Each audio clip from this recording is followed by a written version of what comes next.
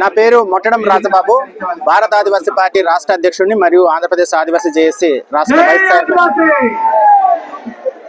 5th షెడ్యూల్లో పరిపాలన విధానంలో గిరిజన సలహా మండలి ద్వారానే జరగాలి.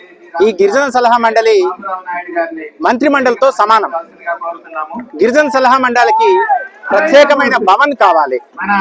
అలాగే మంత్రి మండలి ఏ విధంగా ప్రమాణ స్వీకారం చేస్తుందో ఆ విధంగా ప్రమాణ స్వీకారం చేసి పరిపాలన చేయవలసిన బాధ్యత ప్రభుత్వం పైన ఉన్నది. కానీ ఇప్పటి వరకు ఆ విధంగా రాష్ట్ర ప్రభుత్వం చేయట్లేదు. మరి భవిష్యత్తులో చేయాలని చెప్పేసి మేము డిమాండ్ చేస్తా ఉన్నాం.